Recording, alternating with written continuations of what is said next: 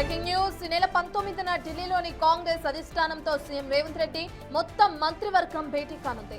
Rahul Gandhi, Mallikarjuna Kharge, KC వేణుగోపాల్తో రాష్ట్ర రాజకీయ పరిస్థితులు, భవిష్యత్ కార్యాచరణపై చర్చించనున్నారు. నామినేటెడ్ పదవులు, కేబినెట్ విస్తరణ వంటి అంశాలు భేటీలో కీలకం కానున్నాయి.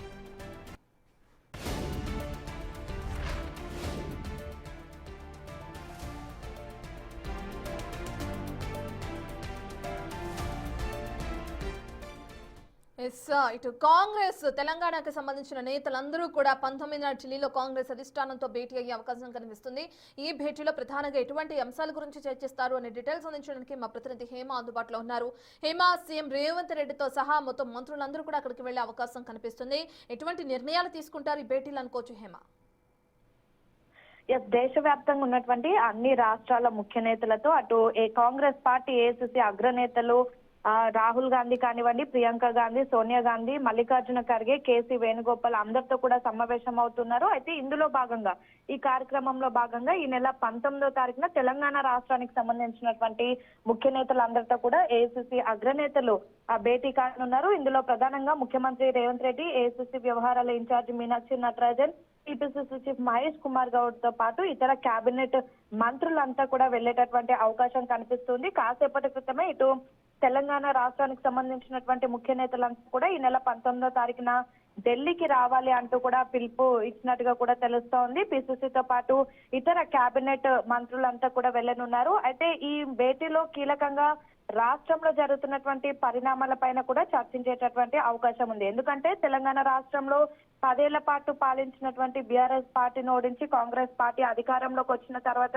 జరిగినటువంటి ప్రతి ఒక్క ఎన్నికల్లో కూడా కాంగ్రెస్ పార్టీ ఘన విజయం సాధించింది. కంటోన్మెంట్ ఎన్నికలు కానివ్వండి, జూబ్లీహిల్స్ ఉప ఎన్నికలు కానివ్వండి, అదేవిధంగా మొన్న జరిగినటువంటి సర్పంచ్ ఎన్నికల్లో కూడా కాంగ్రెస్ పార్టీ అభ్యర్థులు పెద్ద ఎత్తున కలిశారు. ఇక నిన్న జరిగినటువంటి మున్సిపల్ ఎన్నికల్లో పెద్ద ఎత్తున కాంగ్రెస్ పార్టీ హవా చాటినటువంటి సిచ్యువేషన్ కూడా మనం చూసాం. ఇక మొత్తం 7 కార్పొరేషన్లు ఉంటే అందులో 6 కూడా కాంగ్రెస్ పార్టీ కైవసం చేసుకుంది. సో వీటన్నిటికీ సంబంధించి చర్చ జరగనుంది. అదేవిధంగా రాష్ట్రంలో అమలవుతున్నటువంటి సంక్షేమ పథకాలతో పాటు అభివృద్ధి కార్యక్రమాల పైన కూడా చర్చించనున్నారు. అయితే ప్రధానంగా ఈ చర్చలో ఒకవైపు టీపీసీసీ కార్యవర్గానికి సంబంధించినటువంటి అంశం కూడా చర్చకు వచ్చేటటువంటి అవకాశం ఉంది. అదేవిధంగా రాష్ట్ర కేబినెట్ లో ఇంకా 3 పోస్టులు 3 మంత్రి శాఖలు భర్తీ చేయాల్సి ఉంది. దానికి సంబంధించినటువంటి అంశం పైన కూడా చర్చిస్తారు. అదేవిధంగా నామినేటెడ్ పదవులు, కార్పొరేషన్ చైర్మన్ కు సంబంధించినటువంటి అంశం. ఎందుకంటే ఇప్పటికే మొత్తం దాదాపు 70కి పైగా కార్పొరేషన్ చైర్మన్లు ఉన్నప్పటికీ గతంలో కేవలం 35 కార్పొరేషన్ చైర్మన్లు మాత్రమే భర్తీ చేశారు. ఇంకా 35కు పైగా కార్పొరేషన్ చైర్మన్లు భర్తీ చేయాల్సి ఉంది. వాళ్ళ కింద 4 చొప్పున డైరెక్టర్లను కూడా అలాట్ చేయాల్సి ఉంది. సేమ్ టైం గతంలో ఎవరైతే 35 మంది కార్పొరేషన్ చైర్మన్లకు పదవి ఇచ్చారో ఆ పదవి కూడా దానికి సంబంధించినటువంటి గడువు కూడా దగ్గర పడుతుంది. అది కూడా ముగిసేటటువంటి రోజులు కూడా దగ్గరకు ఉన్నాయి. సో కొత్త కార్పొరేషన్ చైర్మన్లతో పాటు కార్పొరేషన్ చైర్మన్ల కింద డైరెక్టర్లు, అదేవిధంగా రాష్ట్రంలో టీపీసీసీ కార్యవర్గంలో పెద్ద ఎత్తున ఇప్పుడు నామినేటెడ్ పదవులు కూడా ఇంకా భర్తీ చేయలేదు. మరి ముఖ్యంగా వర్కింగ్ ప్రెసిడెంట్లకు సంబంధించినటువంటి అంశం రాష్ట్రంలో ప్రస్తుతం ఇంకా పెండింగ్ లో ఉంది. ఇప్పటికే పిసిసి ప్రెసిడెంట్ గా బీసీకి సంబంధించినటువంటి నేత మహేష్ కుమార్ గౌడ్ ఉన్నారు. ఇక 4 వర్కింగ్ ప్రెసిడెంట్లను కూడా ఇంకా భర్తీ చేయాల్సినటువంటి అవకాశం ఉంది. గతంలో ఎప్పుడైతే ఉత్తమ్ కుమార్ రెడ్డి పిసిసిగా ఉన్నటువంటి సమయంలో 4 వర్కింగ్ ప్రెసిడెంట్లను అలాట్ చేశారో వాళ్ళే ప్రస్తుతానికి ఇంకా కొనసాగుతున్నటువంటి పరిస్థితి. సో వాళ్ళకి సంబంధించినటువంటి టెన్యూర్ కూడా అయిపోయింది.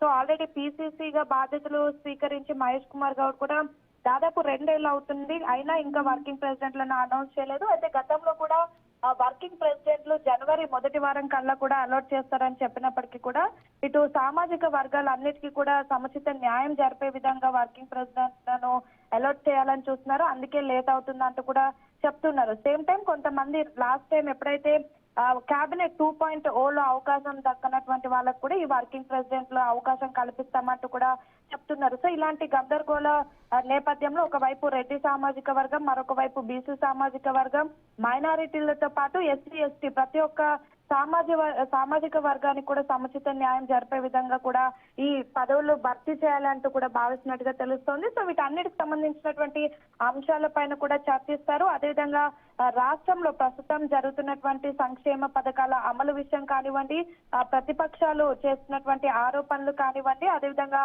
తాజా రాజకీయాలు వీటన్నిటిపైన కూడా చర్చించేటటువంటి అవకాశం కూడా ఉంది. వీటన్నిటితో పాటు కొంతమంది సీనియర్ నేతలు ప్రస్తుతం కాంగ్రెస్ పార్టీలో నారాజులో ఉన్నారు. ఎక్కడైతే కొత్త పాత నేతల పంచాయతీ కూడా పెద్ద ఎత్తున తలనొప్పిగా మారింది. ఫర్ ఎగ్జాంపుల్ రీసెంట్ గా జీవన్ రెడ్డి విషయానికి వస్తే కూడా కాంగ్రెస్ పార్టీకి సీనియర్ నేతగా ఉన్నప్పటికీ కూడా అక్కడ డాక్టర్ సంజయ్ బీఆర్ఎస్ పార్టీలో గెలిచి కాంగ్రెస్ పార్టీలోకి వచ్చారని పెద్ద ఎత్తున ఆయన ప్రస్తుతం ఆగ్రహం వ్యక్తం చేస్తున్నారు.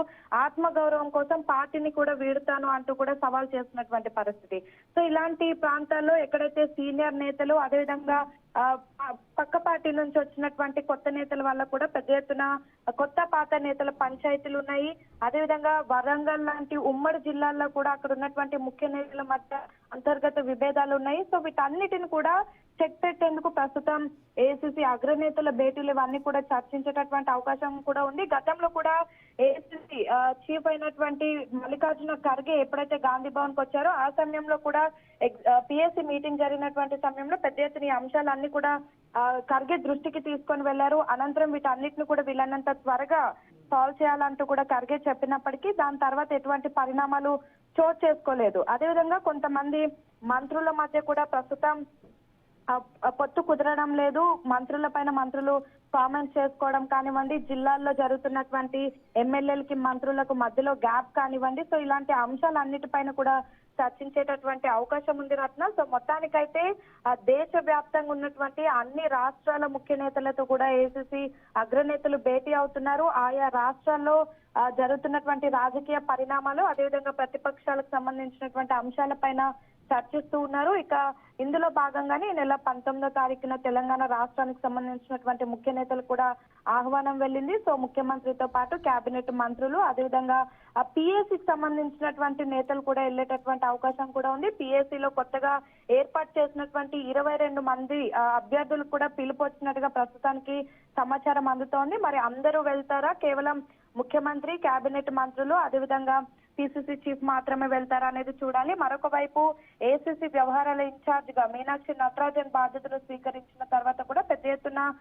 మీనాక్షి నటరాజన్ కి పార్టీకి ప్రభుత్వానికి కొంచెం గ్యాప్ వచ్చింది అనే వార్తలు కూడా చక్కర్లు కొడుతూ ఉన్నాయి. సో వీటికి సంబంధించినటువంటి అంశం పైన కూడా ఏఐసిసి అగ్రనేతలు చర్చించేటటువంటి అవకాశం ఉంది. మల్లికార్జున ఖర్గే, రాహుల్ గాంధీ, సోనియా గాంధీ, ప్రియాంక గాంధీతో పాటు కేసీ వేణుగోపాల్ కూడా ఈ చర్చల్లో ఉంటారు కాబట్టి ఖచ్చితంగా రాష్ట్రంలో జరుగుతున్నటువంటి అన్ని అంశాలపైన కూడా చర్చిస్తారు. అన్ని ఒక కొలిక్కి వచ్చేటటువంటి అవకాశం కూడా కనిపిస్తూ ఉంది. Right, thank you Hema. ఇక మనం చూసుకుంటే సీఎం రేవంత్ రెడ్డి దగ్గర నుంచి మంత్రివర్గం మొత్తం కూడా ఈ నెల ఢిల్లీకి వెళ్లే అవకాశం కనిపిస్తుంది. ఈ నెల 19వ తారీఖున అక్కడ కాంగ్రెస్ అధిష్టానంతో ప్రధానంగా సమావేశమవుతారు. ఈ సమావేశంలో భాగంగా పార్టీకి సంబంధించిన అంతర్గత విభేదాల దగ్గర నుంచి పార్టీ బలోపేతానికి సంబంధించిన ప్రతి ఒక్క నిర్ణయం కూడా తీసుకునే అవకాశం కనిపిస్తుంది. దాని గురించి చర్చించే అవకాశం కనిపిస్తుంది. పార్టీ